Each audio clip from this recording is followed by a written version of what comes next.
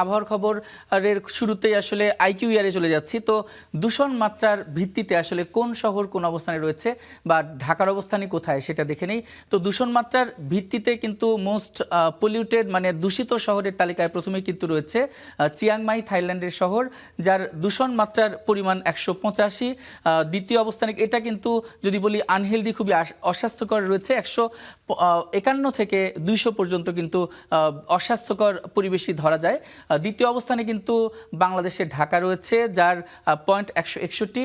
একটু বলে রাখতে চাই যে বেশ কিছুদিন আগে থেকে কিন্তু ঢাকার অবস্থান শীর্ষ 5-এ ছিল না দূষণ মাত্রার ভিত্তিতে, 8-10-এর মধ্যে, হয়তো 5 থেকে 10-এর মধ্যে থাকতো। তবে আজকে আসলে ঢাকার অবস্থানটা একটু এগিয়েছে, মানে খারাপ অর্থে এগিয়েছে, কারণ দূষণ মাত্রা কিন্তু 161 দূষণ মাত্রার ভিত্তিতে ঢাকার অবস্থান দ্বিতীয়। তারপরে তৃতীয় অবস্থানে কিন্তু রয়েছে ভিয়েতনামের হানয়, যার দূষণ মাত্রার পরিমাণ 150। সেটি কিন্তু আনহেলদি, কিন্তু কিছু কিছু ব্যাপারে যাদের বিভিন্ন ইস্যু রয়েছে, বায়ুবাহিত রোগ রয়েছে বা শ্বাসকষ্ট সহ বিভিন্ন ইস্যু রয়েছে, তাদের জন্য কিন্তু আজকে এই আবহাওয়াটা আনহেলদি। কারণ আমরা জানি 150 থেকে 200-র মধ্যে যে রেঞ্জটা রয়েছে সেই রেঞ্জে কিন্তু অস্বাস্থ্যকর। তবে কিছু কিছু সেন্সিটিভ ইস্যুর জন্য, যেটা বলছিলাম, চতুর্থ অবস্থানে কিন্তু রয়েছে নমপেন, কম্বোডিয়ার রাজধানীর শহর, যার দূষণ মাত্রা 149।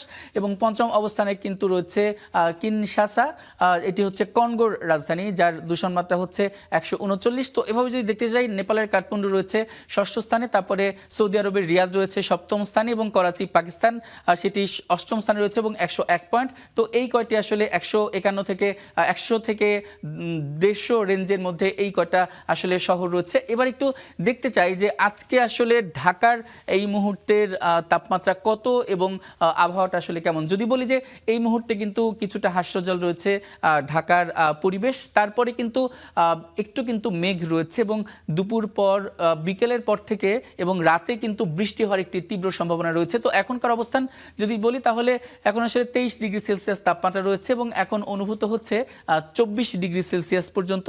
তারপরে আমরা যদি আসলে দেখতে চাই যে প্রতি ঘন্টা আসলে কেমন এবং কখন থেকে, যদি বলি যে কখন থেকে বৃষ্টি শুরু হতে পারে, তো 9টায় দেখছি, 9টায় কিন্তু 24 ডিগ্রি সেলসিয়াস তাপমাত্রা থাকতে পারে, 10টায় থাকতে পারে 26 ডিগ্রি সেলসিয়াস তাপমাত্রা, 11টায় থাকতে পারে 27 ডিগ্রি সেলসিয়াস, 12টায় 28 ডিগ্রি সেলসিয়াস থাকতে পারে, 1টায় 29 ডিগ্রি সেলসিয়াস থাকতে পারে, 2টায় 30 ডিগ্রি সেলসিয়াস থাকতে পারে। আমরা দেখতে পাচ্ছি সকাল থেকে কিন্তু আস্তে আস্তে মেঘের পরিমাণ বাড়বে। যদি বলি মেঘের পরিমাণ বাড়বে 1টা পর্যন্ত, এবং 2টা থেকে বৃষ্টি নামার একটি তীব্র সম্ভাবনা রয়েছে, তখন কিন্তু তাপমাত্রা 30 ডিগ্রি সেলসিয়াস থাকবে।